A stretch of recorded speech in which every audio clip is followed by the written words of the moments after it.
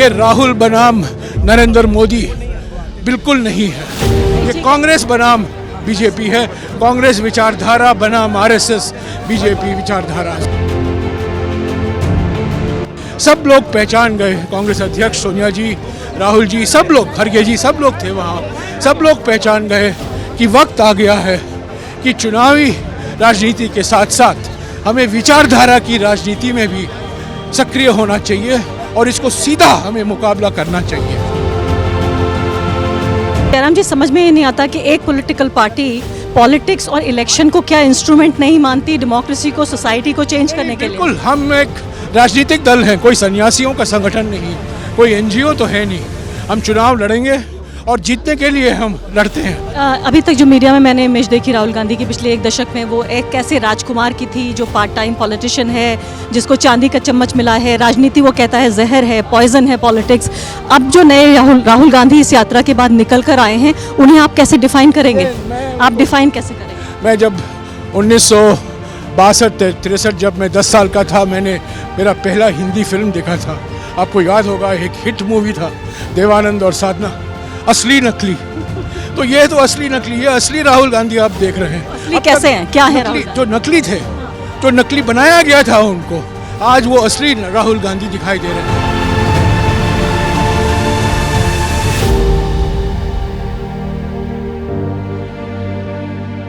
Congress party के वरिष्ठ नेता, केंद्र में मंत्री रह चुके और कम्युनिकेशन के इंचार्ज जयराम रमेश जी हमारे साथ मौजूद हैं। जयराम जी, आपको चोट भी लग गई चलते चलते? सॉरी, मैं कह रही हूँ आपको चोट लग गई चलते हुए? हाँ, पहली बार 111 दिन हुए हैं और कभी नहीं चोट लगा था। आज यहाँ बागपत और शामली में सड़क की हालत इतनी बुरी है, इतनी बेकार है कि आज मैं अचानक एक पॉटहोल में गिर गया यहीं शामली के पास, और थोड़ा दर्द हो रहा है बाएं पाँव में, पर चल जाएगा। तो ये उत्तर प्रदेश के खराब हालात बता रहे हैं कि सड़कें इतनी खराब हैं, मेन रोड्स हैं? नहीं, मैंने देखा है मध्य प्रदेश में सड़क की हालत बहुत बुरी थी। बुरहानपुर, और जब हम बुरहानपुर में आए पहले, राजस्थान में तो ठीक था, महाराष्ट्र में ठीक था, कर्नाटक में भी ठीक था, पर ये बागपत और शामली में मुझे आश्चर्य है, क्योंकि कृषि के तौर से ये बड़े विकसित जिले हैं, ये कोई गरीब जिले तो है नहीं। तो उसके बावजूद आप कांग्रेस को तो दोषी ठहरा नहीं सकते, क्योंकि 33 साल हो गए कांग्रेस सत्ता में नहीं है उत्तर प्रदेश। ये नेशनल हाईवे नहीं है, ये स्टेट के, राज्य के स्टेट हाईवे है, स्टेट रोड है, और बहुत बुरी हालात और बहुत बुरी स्थिति में है। अब जयराम जी, ये बताइए कि इतना बड़ा प्रदेश उत्तर प्रदेश, जो कि माना जाता है कि केंद्र की सत्ता के लिए भी बहुत अहम है, ऐसे में सिर्फ 3 दिन उत्तर प्रदेश के लिए क्यों दिए? ये डबल इंजन सरकार की दावा करते हैं, पर डबल इंजन सरकार के बावजूद ये आप देख रहे हैं, पर फिर भी जो जनता से हमें स्वागत मिल रहा है भारत जोड़ो यात्रा को, पहले गाजियाबाद में, बाद में बागपत में, अभी हम कैराना से गुजर रहे हैं और सुबह शामली में भी थे, तो बहुत भारी मात्रा में लोग आए हैं। मैं कह रही हूँ उत्तर प्रदेश के लिए सिर्फ 3 दिन क्यों? वो तो मैंने लंबा स्पष्टीकरण मैं करीब 100 दिन से देखता आ रहा हूँ। हमारा जो मकसद था, उदयपुर में जो घोषणा की गई थी कांग्रेस अध्यक्ष, तब की कांग्रेस अध्यक्ष सोनिया गांधी जी ने घोषणा की थी 15 मई को, कि भारत जोड़ो यात्रा कन्याकुमारी से कश्मीर तक ले जाएगा। तब हमने 4-5 अलग अलग रूट देखे। राहुल जी हैं तो उनके लिए सिक्योरिटी एक बहुत महत्वपूर्ण फैक्टर होता है, और राहुल जी भी मन में वो क्लियर थे पहले दिन से कि मैं सिर्फ पद यात्रा करना चाहता हूँ, ये कोई टोयोटा यात्रा या इनोवा यात्रा नहीं। तो सभी को देखते हुए हमने 5 रूट देखे, और आखिर में हमने एक रूट जो तय किया, जो हम 4.5 महीने में श्रीनगर पहुंच पाए, क्योंकि हमारा मकसद था कि 30 जनवरी के पहले राष्ट्रीय तिरंगा हम राहुल जी के हाथ में फहराएंगे श्रीनगर में। तो यही एक विकल्प था हमारे लिए। और कश्मीर टू कन्याकुमारी, यहाँ कन्याकुमारी है, यहाँ कश्मीर है, उत्तर प्रदेश यहाँ है। तो उत्तर प्रदेश जैसा कि आप जानते हैं, उसकी भूगोल ऐसी है कि यहाँ से यहाँ बहुत लंबा है, पर यहाँ से यहाँ इतना लंबा नहीं है। तो 3 ज़िले पड़े हमारे, अब तक हम 54 ज़िले ख़त्म कर चुके हैं, उनमें से 3 उत्तर प्रदेश में है। नहीं, आपकी बात मैं समझ रही हूँ, लेकिन ये भी कहना पड़ेगा मुझे कि इसका माने ये नहीं है कि अलग अलग राज्यों में भारत जोड़ो यात्रा नहीं निकाले गए हैं। भारत जोड़ो यात्रा देखिए, ये देखिए, इसी में मैं गिरा और मुझे चोट लगी। भारत जोड़ो यात्रा असम 850 किलोमीटर, अभी जैसा कि हम बातचीत कर रहे हैं, हमारे कांग्रेस अध्यक्ष मल्लिकार्जुन खड़गे जी बांका में हैं। बांका से लेकर बोध गया 1200 किलोमीटर भारत जोड़ो यात्रा। बिहार भारत जोड़ो यात्रा त्रिपुरा खत्म हो चुका है, और भारत जोड़ो यात्रा उत्तर प्रदेश में भी ये उप यात्राएं हैं रमेश हाँ, जयराम जी, लेकिन मेरा सवाल ये है कि एक जिले में 25 किलोमीटर का यात्रा किया गया है। मैं कह रही हूँ कि एक पॉलिटिकल पार्टी की ये यात्रा है, एक ऐसा व्यक्ति जो कि 2024 में मौजूदा प्रधानमंत्री को चैलेंज करना चाहता है, ऐसे में सबसे बड़े राज्य में गलत है। किसी ने नहीं कहा है कि प्रधानमंत्री नरेंद्र मोदी जी को चैलेंज करना चाहता, कांग्रेस चैलेंज कर रही है, कोई एक व्यक्ति चैलेंज नहीं कर रहा है। ये कांग्रेस की यात्रा तो है ना। हमारे देश में चुनाव ब्यूटी कॉन्टेस्ट नहीं होते हैं व्यक्तियों के बीच में, पार्टियों के बीच में लड़ाए जाते हैं। पार्टियों की विचारधारा पर, पार्टियों के घोषणा पत्र पर, पार्टियों के कार्यक्रम पर। और ये राहुल बनाम नरेंद्र मोदी बिल्कुल नहीं है, ये कांग्रेस बनाम बीजेपी है, कांग्रेस विचारधारा बनाम आरएसएस, बीजेपी विचारधारा। ये 2024 के चुनाव के लिए नहीं किया गया है, ये चुनाव जीतो यात्रा नहीं है, चुनाव जिताओ यात्रा नहीं है। ये हमने देरी की है विचारधारा के टक्कर में कूद पड़ने की। हमने हमेशा चुनावी राजनीति की है, विचारधाराओं की राजनीति में हम पीछे हट गए हैं।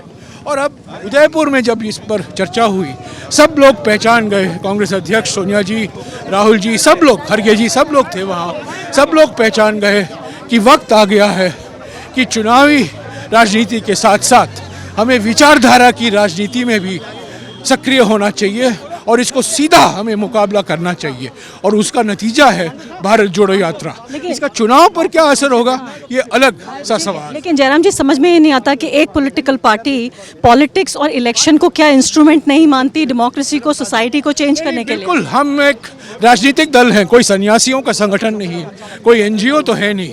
हम चुनाव लड़ेंगे और जीतने के लिए हम लड़ते हैं, पर साथ साथ राजनीति में भी एक विचारधारा की राजनीति होती है, और इसमें हम काफ़ी मार चोट खा गए हैं पिछले 20-30 सालों में। और जो बाय डिफ़ॉल्ट आरएसएस और बीजेपी की राजनीति, और इसका नतीजा यह है कि समाज के हर वर्ग में ये जहर फैल गया है। ये देर हुई कांग्रेस पार्टी को इसको पहचानने में, और इसको कैसे हम मुकाबला करें, एक हथियार हमारे हाथ में आए, और ये भारत जोड़ो यात्रा इसी संदर्भ में सोचा गया। तो ये आपका सवाल सही है, हम सिर्फ यात्रा ही नहीं निकाला जा, हमारा समय सिर्फ यात्राओं में भी नहीं हम गुजर सकते, हमें चुनाव भी लड़ना है। 2023 में 9 विधानसभाओं के चुनाव हैं, और वहाँ भी हमें तैयारी करनी है, और 2024 में तो बड़ा लोकसभा का चुनाव भी होगा। इसलिए 26 जनवरी से 26 मार्च तक हमने घोषणा की है हाथ से हाथ जोड़ो अभियान, ताकि जो हमें सफलता पाई, हमें सफलता हासिल हुई है भारत जोड़ो यात्रा में, वो हम बूथ के स्तर पर, ज़िले के स्तर पर, राज्य के स्तर पर सभी को पहुंचाएं, और ये चुनावी प्रक्रिया का हम इसका एक अंग समझें। पर भारत जोड़ो यात्रा और चुनाव के बीच में मैं रिश्ता नहीं देखना चाहता हूँ। फिलहाल इस यात्रा को आप डिसोसिएट करना चाहते हैं चुनाव से? फिलहाल डिसोसिएट नहीं, ये अलग है, इंटर रिलेटेड है। मैं ये नहीं कह रहा हूँ कि इसका चुनाव से कोई, लेकिन एक कंफ्यूजन, एक असमंजस है। एक पॉलिटिकल साइंस के स्टूडेंट के तौर पे मैं समझती हूँ कि जो आपकी पॉलिटिकल मैसेजिंग है उसमें कंफ्यूजन है। पॉलिटिकल मैसेजिंग आप देख रहे हैं, पॉलिटिकल मैसेजिंग तो भारत जोड़ो यात्रा है। पॉलिटिकल नैरेटिव जो हमेशा हम डिफेंसिव हुआ करते थे, पॉलिटिकल भारत जोड़ो यात्रा के बाद एक आक्रामक कांग्रेस दिखाई दे रहा है, एक सक्रिय कांग्रेस दिखाई दे रहा है। और राहुल जी सड़क पर उतरे हैं, राहुल जी के लिए ये एक नया कनेक्टिविटी का माध्यम मिला है उनके वो 10 साल से उनका नाम बदनाम किया गया है, उनकी छवि बिगाड़ने में करोड़ों रुपया खर्च किया गया है और पहली बार राहुल जी देख रहे हैं डायरेक्ट कनेक्टिविटी का क्या असर होता है उनके छवि पर। मेरा अगला कांग्रेस सवाल के लिए मैं कहूँगा, कांग्रेस के लिए ये एक कलेक्टिविटी का क्षण है, यानी कि हम हमारी सामूहिक शक्ति फिर से एक बार देख रहे हैं और अनुशासन के साथ, एकता के साथ, एकजुटता के साथ सारा कांग्रेस संगठन सभी राज्यों में भारत जोड़ो यात्रा को सफल बनाने में लगा हुआ है। मेरा अगला सवाल आपसे ये होगा, तो क्या हम ये माने कि राहुल गांधी चूंकि इस यात्रा का एक अकेला सबसे बड़ा चेहरा है, तो क्या उनके इमेज मेकओवर के लिए 3500 किलोमीटर चला जा रहा है, इतने रिसोर्सेज? नहीं, इमेज मेकओवर कारण नहीं था। इमेज मेकओवर एक नतीजा है, ये कारण नहीं है, ये कॉज नहीं है, कॉन्सिक्वेंस है। और इमेज मेकओवर बिल्कुल हमारे मन में नहीं था। संगठन को मजबूत करना हमारे मन में था। संगठन में हम कैसे नई जान फूंके, संगठन के कार्यकर्ताओं को हम एक नया उत्साह और नई उमंग दिखाएं और एक संजीवनी के माफिक हम कैसे एक हथियार हमारे हाथ में ढूंढ निकालें, और वो भारत जोड़ो यात्रा था। ये बिल्कुल हमारे मन में ये नहीं था कि हम ये यात्रा निकालेंगे ताकि राहुल गांधी की छवि में परिवर्तन आए। परिवर्तन आया है वो भारत जोड़ो यात्रा की सफलता के कारण। अभी तक जो मीडिया में मैंने इमेज देखी राहुल गांधी की पिछले एक दशक में, वो एक कैसे राजकुमार की थी जो पार्ट टाइम पॉलिटिशियन है, जिसको चांदी का चम्मच मिला है, राजनीति वो कहता है जहर है, पॉइजन है पॉलिटिक्स। अब जो नए राहुल गांधी इस यात्रा के बाद निकल कर आए हैं, उन्हें आप कैसे डिफाइन करेंगे?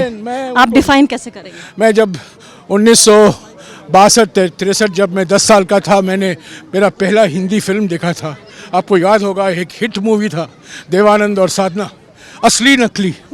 तो ये तो असली नकली है, असली राहुल गांधी आप देख रहे हैं। असली कैसे हैं? क्या है राहुल गांधी? जो नकली थे, जो नकली बनाया गया था उनको, आज वो असली राहुल गांधी दिखाई दे रहे हैं। सोशल मीडिया नहीं है, गोदी मीडिया नहीं है, सीधा संपर्क में है जनता के साथ, महिलाओं के साथ, युवकों के साथ, छात्रों के साथ, दलितों के साथ, समाज के हर वर्ग के साथ। और आप जनता देख रही है कि ये असली राहुल गांधी है। और सबसे बड़ी बात, ज़्यादा बोलते नहीं है भारत जोड़ो यात्रा में। ये मन की बात, ये आलोचना मैंने भी सुनी है, भाई बोलते ही नहीं है, देश की समस्याओं के बारे में कुछ बोलते नहीं हैं। पहले दिन से मैंने कहा है, ये मन की बात नहीं है, जनता की चिंता है। समझने की प्रयास है, समझने की कोशिश की जा रही है कि क्या समस्याएं हैं किसानों की, खेत मजदूरों की, दलितों की। आज देखिए उत्तर प्रदेश में यही हमने 2 ग्रुप से, समूह से मुलाकात की राहुल जी ने। एक ओबीसी के 8 समाज हैं उत्तर प्रदेश में, और छात्रों से उनकी मुलाकात हुई। रोज वो अलग अलग ग्रुप से चलते हैं और दोपहर को 1 घंटा बिताते हैं, सुनते हैं। और जब कांग्रेस के कार्यक्रम की तैयारी होगी, घोषणा पत्र की तैयारी होगी, हमारे राज्य सरकार जो कर सकती है, राज्य सरकारों के द्वारा किया जाएगा। तो ये मैं बार बार ये सुनने को मिलता है कि राहुल गांधी की छवि की वजह से हम ये कर रहे हैं। नहीं, मैं इसका पूरा खंडन और जितना मेरे पास शक्ति है उसका इस्तेमाल करना चाहता हूँ। ये नतीजा है भारत। समझ गई आपकी बात। अब मुझे बताइए, मैं बीजेपी के वोटर से पूछती हूँ कि भाई नरेंद्र मोदी कैसे नेता हैं, तो वो कहते हैं नरेंद्र मोदी एक ऐसा महामानव है जिसने भारत के गौरव, हिंदू गौरव को आगे बढ़ाया और भारत को विश्व गुरु बनाएगा। अगर मैं आपसे ये पूछूँ कि राहुल गांधी कैसे नेता हैं, तो आप क्या बताएंगे एक आम वोटर को? मैं नहीं हम, मेरा नहीं हमारा, यही डिफरेंस है। और फ्रांस के एक मशहूर फिलोसोफर थे एल्बर्ट कैमू, उन्होंने एक बार लिखा था अपने किताब में, जो नेल्सन मंडेला ने भी उसका इस्तेमाल किया, मुझे याद है, वह अंग्रेज़ी में है। अगर आप इजाज़त दें मैं अंग्रेज़ी में बोलूं। एल्बर्ट कैमू लिखते हैं, और नेल्सन मंडेला ने कहा, don't walk behind me, I will not lead. Don't walk in front of me, I will not follow. Walk with me and I will share your worries and concerns and we will address them together. यही फर्क है। मैं नहीं हमारा, मैं नहीं हम, मेरा नहीं हमारा। और ये बहुत ज़मीन आसमान का फ़र्क है। कभी राहुल गांधी ने नहीं कहा कि मैं विश्वगुरु हूँ। उन्होंने कभी नहीं कहा कि मेरे पास हमारे देश की सभी समस्याओं के लिए जादू की छड़ी है मेरे हाथ में, मुझे सत्ता दीजिए। मैं जो राहुल गांधी को जानता हूँ, वो सत्ता की राजनीति के पीछे नहीं पड़े। सत्ता आएगी, वो मंत्री बन सकते थे 2014 और 14 के बीच में, पर मंत्री नहीं बने। वो जानना चाहते थे, यूथ कांग्रेस में लगे रहे, एनएसयूआई में लगे रहे, संगठन में लगे रहे, क्या वो प्रधानमंत्री बनेंगे? नहीं, मुझे मालूम नहीं। पर पहले कांग्रेस को तो बहुमत मिलना है, कांग्रेस को चुनाव जीतना है, उसके बाद ही दिखाया जाएगा। तो ये सब बातें जो अखबार में मैं पढ़ता हूँ, टीवी में सुनता हूँ, राहुल गांधी हमारे चेहरे होंगे 2024 में, ये बिल्कुल बेकार की बातें हैं। ये कांग्रेस लड़ रही है, कांग्रेस का संगठन मजबूत हो रहा है, और राहुल गांधी ने हमेशा पहले दिन से कहा है कि मैं इसका नेतृत्व नहीं कर रहा हूँ। ये वास्तविक है कि जनता का, मीडिया का सब ध्यान उन्हीं पर है। पर आज 200 भारत यात्री हैं उनके साथ, जो कन्याकुमारी से चल रहे हैं। दिग्विजय सिंह जी हैं, मैं हूँ, पर हमारे अलावा 200 ऐसे लोग हैं जिनमें से 40 महिलाएं हैं, जिनकी औसत आयु 38 साल की है, वो कन्याकुमारी से चल रहे हैं।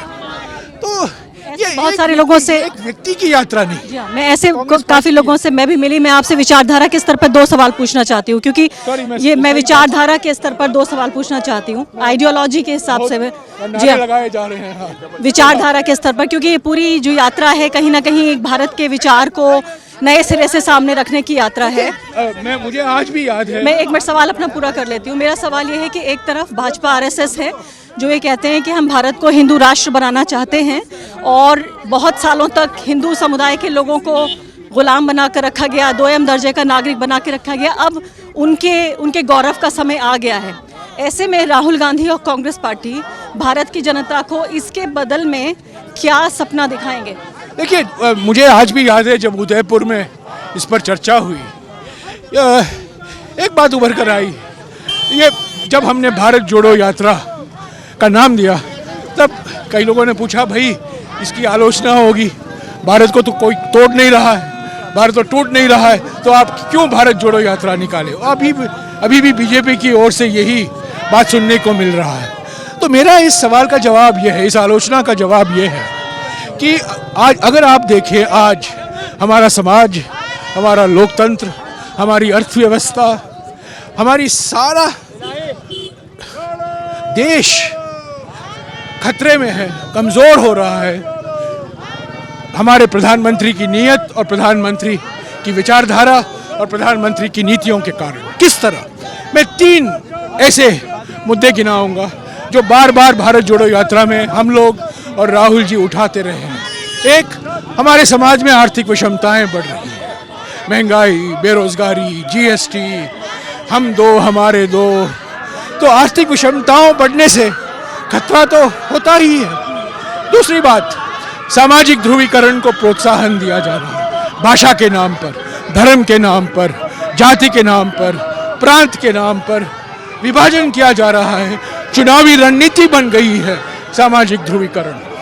और तीसरी बात, राजनीतिक तानाशाही एक हकीकत हो गई है, और इसका नतीजा ये है कि संविधान की जो संस्थाएं हैं उसको सिस्टमैटिकली कमज़ोर किया जा रहा है। संविधान की पूजा तो करते हैं, बाबा साहेब अम्बेडकर का नाम तो लेते हैं, पर कॉन्स्टिट्यूशन को लागू करने में एक खिसखिसाते हैं, और कॉन्स्टिट्यूशन के जो प्रावधान है उसको कमज़ोर करने में लगे हुए हैं। तो मेरा यह कहना है कि भारत जोड़ने का वक्त आ गया है, क्योंकि इन 3 चीज़ों के कारण, आर्थिक विषमता, सामाजिक ध्रुवीकरण और राजनीतिक तानाशाही के कारण हमारे समाज के सामने खतरे बढ़ गए हैं, और टूटने की संभावना, हम इससे भाग नहीं सकते। मैं एक और बात कहूं, हमारे लोकतंत्र का सिद्धांत है अनेकता में एकता, पर भारत जोड़ो यात्रा में हमारा सिद्धांत यह है, हमने नहीं लिखा तो नहीं है, पर हमारे मन में जो भावना है वो न सिर्फ अनेकता में एकता, पर अनेकता से एकता। ये बिल्कुल फ़र्क है। यूनिटी इन डाइवर्सिटी एक चीज़ है, बट यूनिटी थ्रू डाइवर्सिटी अलग चीज़ है। अगर आप अनेकताओं को दबाएंगे, अगर आप अनेकताओं को स्वीकारेंगे नहीं, अगर आप अनेकताओं को नज़रअंदाज करेंगे और अनेकताओं के नाम पर आप समाज को तोड़ने का काम करोगे, बांटने का काम करोगे, तो हमारी एकता को खतरा है। जयराम जी, तो मैं कहता हूं जी, कि अगर आपको एकता मजबूत करना है, आपको अनेकताओं का जश्न मनाना है। और ये फ़र्क है आरएसएस की विचारधारा, बीजेपी की विचारधारा और कांग्रेस की विचारधारा में।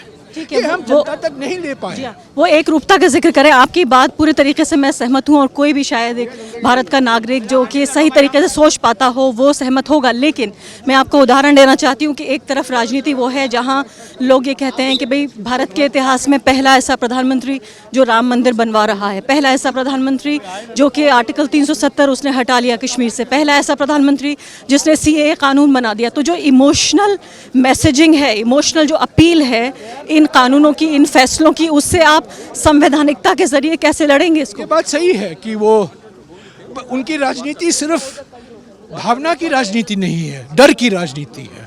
वो डराते हैं, भय फैलाते हैं, इंटिमिडेट करते हैं, लोगों को बदनाम करते हैं, लोगों को हंसी मजाक उड़ाते हैं। अपने पूर्व प्रधानमंत्री पार्लियामेंट में मनमोहन सिंह जी को कहा, मनमोहन सिंह जी की विशेषता ये है कि वो रेनकोट पहनकर नहाते हैं, शावर लेते हैं। क्या मतलब है?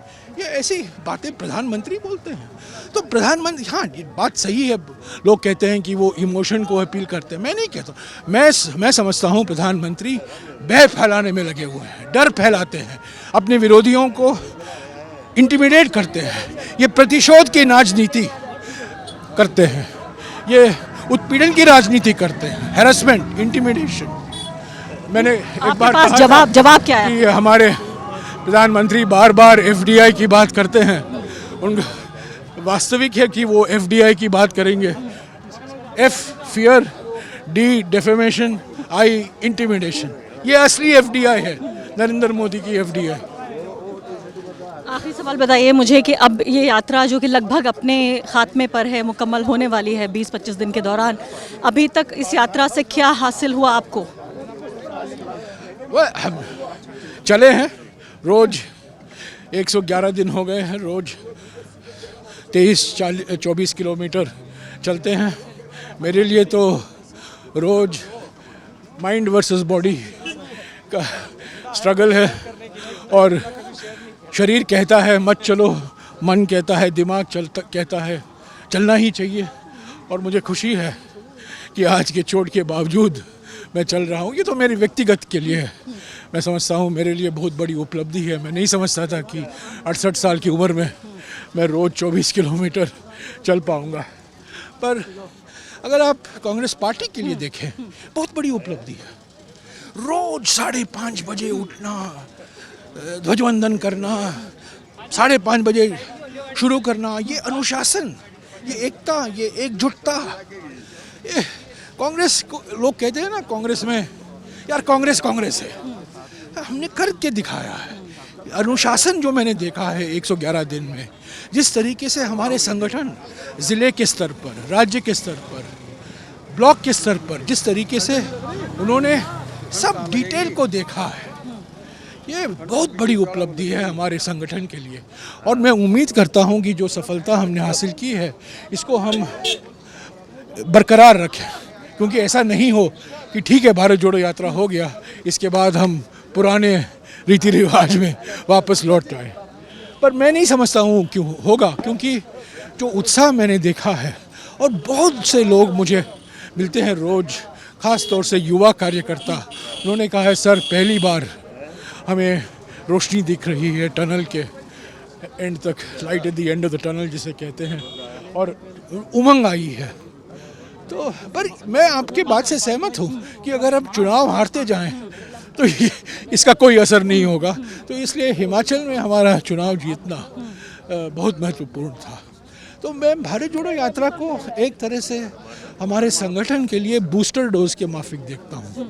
ये हमारे लिए बूस्टर डोज है। डोज है आपके लिए। अब 2024 का सवाल, आखिरी जो सवाल है, एलिफेंट इन द रूम, वो ये है कि अब आपकी रणनीति क्या रणनीति होने जा रही है? बात भी जो हमने शुरू, पर यह 2024 में भी जो कोई नतीजा होगा हमें इसको आगे ले चलना है। और मैं तो समझता हूँ 24 तक का मुझे बता दीजिए आपकी रणनीति क्या पहले तो मैंने कहा 9 राज्यों के चुनाव है 2023 में, और अगर मैं सोच रहा हूँ, ये मेरी व्यक्तिगत राय है, इस पर कोई निर्णय नहीं लिया गया है औपचारिक तौर से। मैं चाहता हूँ कि हम पश्चिम से पूर्व तक एक और यात्रा निकालें, ताकि आप जैसे लोगों ने जो कहा, सवाल उठाते हैं उत्तर प्रदेश में नहीं गए, बिहार में नहीं गए, असम में नहीं गए, वो आलोचना भी हम पूरी तरीके से, सफल तरीके से उसका सामना कर पाएंगे। पोरबंदर से लेकर परशुराम कुंड, कभी जो यात्राएं हमारे देश में, अगर आप हमारा इतिहास देखें, ज़्यादातर 99% यात्राएं कन्याकुमारी से कश्मीर हुए हैं, दक्षिण से उत्तर। शंकराचार्य भी कालड़ी से कश्मीर गए थे, कई भक्ति मूवमेंट के साधु संत सब लोग दक्षिण से उत्तर में गए थे। कम पश्चिम से पूर्व यात्राएं हुई हैं, और अगर मेरे पास कोई अधिकार है निर्णय लेने का, तो मैं ज़रूर कहूँगा कि 2023 में एक और यात्रा हम निकालें। आखिरी सवाल आपसे कि ये पर्सनालिटीज़ की लड़ाई है, आपने बड़े ज़ोरदार तरीके से अपनी बात रखी कि ये एक नेता के बरक्स दूसरे नेता की लड़ाई नहीं है, लेकिन मीडिया के ज़रिए, जो बहुत ही शक्तिशाली मीडिया है, उसने एक इमेज तैयार की है कि नरेंद्र मोदी नहीं तो कौन, नरेंद्र मोदी के सामने कौन नेता। ऐसे में मैं समझना चाहती हूँ कि जब आप ये बचना चाहते हैं राहुल गांधी का नाम एक प्रधानमंत्री के पद के उम्मीदवार के तौर पर, इसकी रणनीति क्या है, इसके पीछे सोच क्या है? मैंने आपको पहले भी कहा है, मैं इसके बारे में सोचता ही नहीं हूँ। मेरे लिए प्राथमिकता कांग्रेस संगठन को मजबूत करना और विपक्षी एकता को भी मजबूत करना, और इन दोनों में एक रिश्ता है। मैं बता दूँ, एक कमज़ोर कांग्रेस विपक्ष की एकता का पिवट नहीं बन सकता, एक केंद्र बिंदु नहीं बन सकता। कई विपक्षी पार्टी चाहते हैं कांग्रेस को 200 सीट में लड़ाओ और विपक्षी एकता हो, ये नहीं, नामुमकिन है। कांग्रेस पार्टी 200 सीट कैसे लड़ सकती है, सिर्फ 200 सीट। तो कांग्रेस को हमें मजबूत बनाना है, और एक मजबूत कांग्रेस, एक मजबूत विपक्ष एकता का दरवाज़ा खोलेगा, और वो विपक्ष एकता सिर्फ एंटी मोदी प्लेटफॉर्म पर सफल नहीं होगा। हमें एक सकारात्मक तरीके से एक रचनात्मक कार्यक्रम देना होगा देश के सामने, किसान के लिए, महिलाओं के लिए, युवकों के लिए, व्यापारियों के लिए, उद्योगपतियों के लिए, पूंजीपतियों के लिए नहीं, उद्योगपतियों के लिए। तो इनके लिए हमें एक नया कार्यक्रम देना होगा, पर ये सब 2023 और 2024 में होंगे, पर आज मैं नहीं कह सकता हूँ। पर ये बात मैं ज़रूर कहूँगा कि मजबूत कांग्रेस के बिना विपक्ष की एकता मजबूत नहीं हो पाएगी। हमें मजबूत विपक्ष की एकता होनी चाहिए। बहुत बहुत शुक्रिया जयराम जी, आपका हमसे बातचीत करने के लिए। शुक्रिया। द वायर के और वीडियोस देखने के लिए सब्सक्राइब करें और बेल आइकन पर क्लिक करें। स्वतंत्र पत्रकारिता की आर्थिक मदद करने के लिए डिस्क्रिप्शन में दिए गए लिंक पर जाएं और अपनी राशि चुनें।